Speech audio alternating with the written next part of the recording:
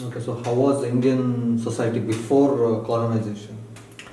Um, if you look at it one way, they also had similar aspirations, same desires.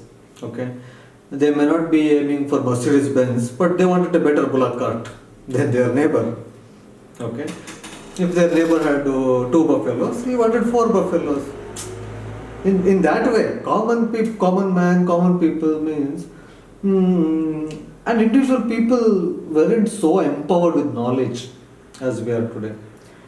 Uh, Not everybody was spiritual.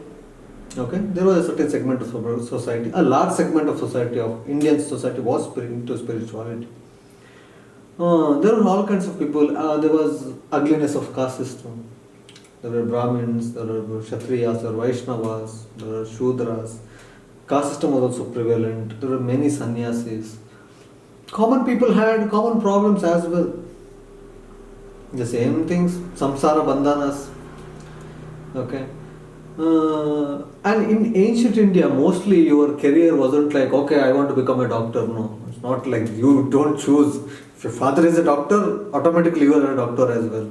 If your father is a cobbler, you are a cobbler. If you are a son of a farmer, you are automatically are going to be a farmer. It's like you don't have a choice as such. Not everybody, but most of the society functioned this way.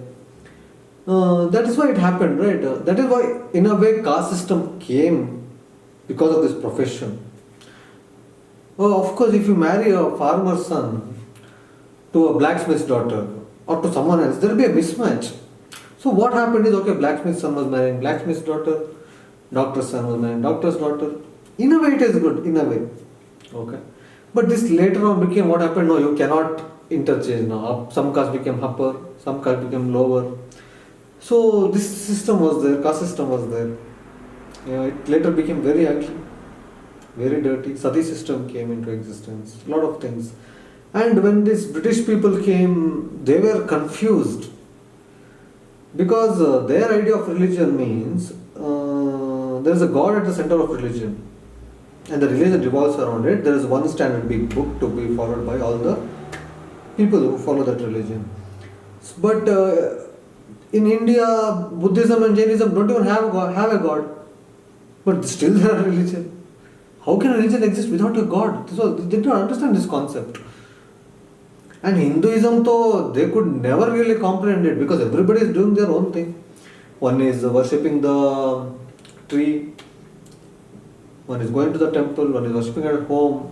In the same house, five people are worshipping five different gods. It was a shock for them, even for Mughals. Christianity is still be acceptable, worshipping gods and all, but Islam is.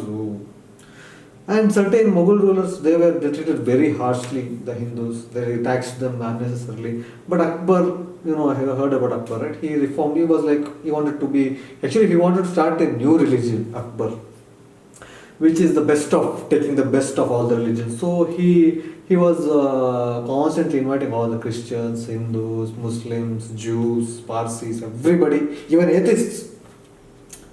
Okay, and he wanted to take the good things out of all religion and want to start a new religion, which is called some Ilahi. I don't exactly remember the name what is it, but he failed.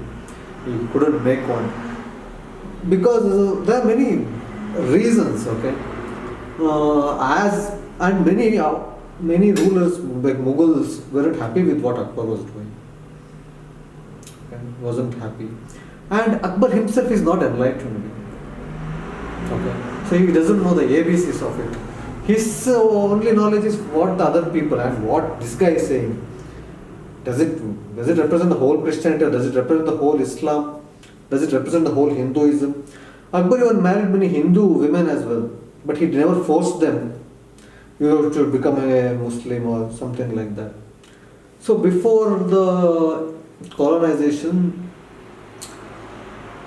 what happened was after after Ashoka, when he propagated Buddhism throughout the world, Buddhism was quite prevalent in India. And Hinduism, because there was no central authority, no central text, no central god, One is Shiva, Rama, Krishna, Ganesha, Devis, Hanuman. People are worshipping different gods. See, if everybody is worshipping a common god, it's very easy to unify them. You can easily unify the Shiva Bhaktas. You can easily unify the Krishna Bhaktas. If everybody is believing Buddha, it's easy to unify. So after this second to 7th to 8th century, Hinduism was like, if you go to every 50 kilometers, what you define as Hinduism is completely different. Their ways of worship, their culture, their tradition, their food, their clothing. If you go to every 50 kilometers, even now it is so, but now it is more getting standardized, westernized. But this was so because the ideas weren't so freely communicated, right? You had a little small sannyasi in your village. He will tell you some spirituality, some understanding of his own. So Buddhism was getting more and more organized. By the time Shankaracharya came in the 8th century, Buddhism has taken the center stage and Hinduism was under the depletion. Because Buddhism is more attractive. Buddha's answers were straightforward. They were logical. They were crystal clear. You don't have to read huge books. Buddha never spoke in Sanskrit. He spoke in the common language, Pali.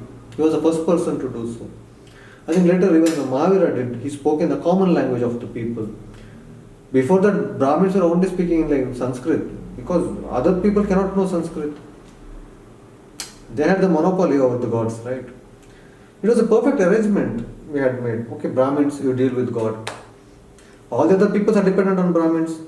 Rituals has to be done for everything. If you are getting, from the moment you are born, your naming ceremony, when you come to age, when putting that thread, when you are getting married, if there's a funeral, everything you need Brahmins. Okay, they deal with the gods things. Second came the warrior class, the Kshatriyas. They were, because the Brahmins were dealing with the matters of gods and religion, they were considered that they came from the head of Brahma. So when Kshatriyas they were considered came from the shoulders of Brahma because they were the warrior class, strength. They protect the kingdom, they are largely soldiers, that is their thing. Next were Vaishnavas, who were merchants, the people of the marketplace, businessmen, business class people. So they were considered as a stomach because they are doing for their stomach.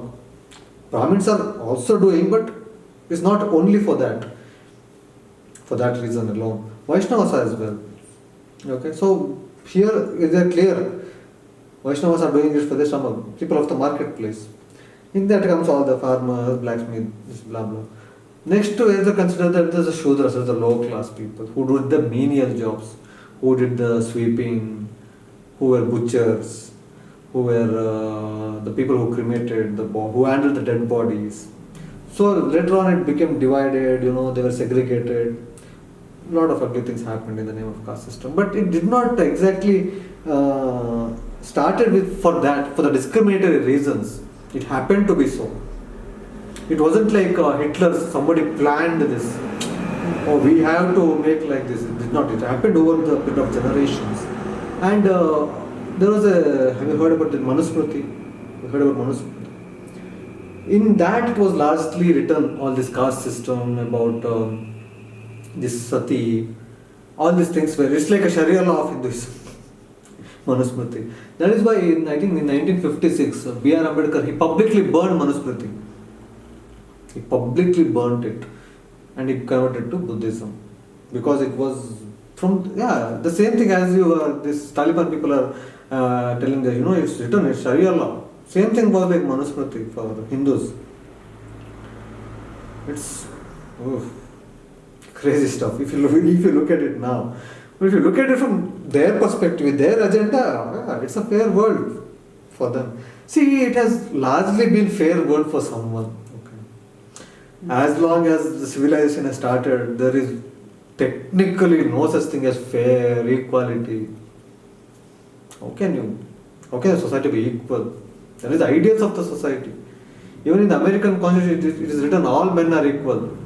All men means what? All white men. Black men are not equal. Women are not equal. Only the white men, they are equal. They are slaves. They did not think about anything.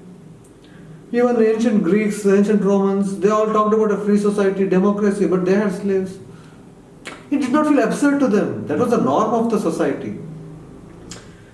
When sexism, racism was happening, when slavery was happening, not everybody thought, oh, this is oppression. No.